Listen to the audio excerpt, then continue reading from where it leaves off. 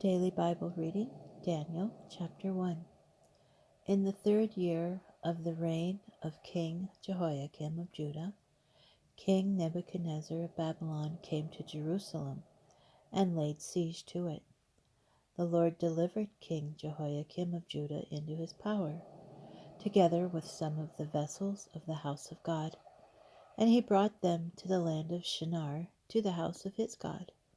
He deposited the vessels in the treasury of his God.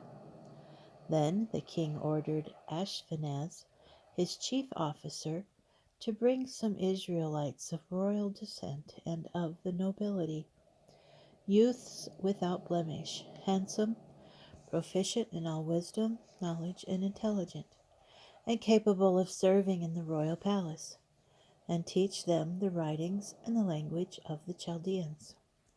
The king allotted daily rations to them from the king's food and from the wine he drank. They were to be educated for 3 years, at the end of which they were to enter the king's service. Among them were the Judahites Daniel, Hananiah, Mishael, and Azariah.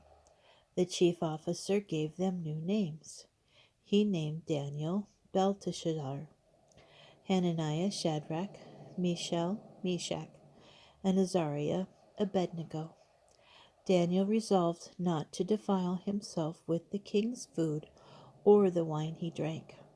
So he sought permission of the chief officer not to defile himself, and God disposed the chief officer to be kind and compassionate toward Daniel.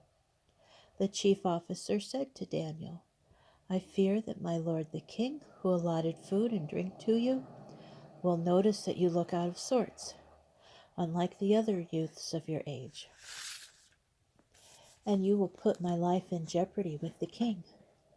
Daniel replied to the guard whom the chief officer had put in charge of Daniel, Hananiah, Mishael, and Azariah, "Please test your servant for 10 days, giving us legumes to eat and water to drink. Then compare our appearance with that of the youths who eat of the king's food, and do with your servants as you see fit." He agreed to do this plan of theirs, and tested them for 10 days. When the 10 days were over, they looked better and healthier than all the youths who were eating of the king's food. So the guard kept on removing their food and the wine that they were supposed to drink, and gave them legumes. God made all 4 of these young men intelligent and proficient in all writings and wisdom, and Daniel had understanding of visions and dreams of all kinds. When the time the king had set for their presentation had come, the chief officer presented them to Nebuchadnezzar. The king spoke with them, and of them all none was equal to Daniel, Hananiah, Mishael, and Azariah. So these entered the king's service.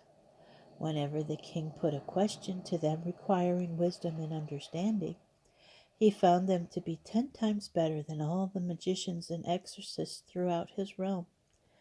Daniel was there until the 1st year of King Cyrus.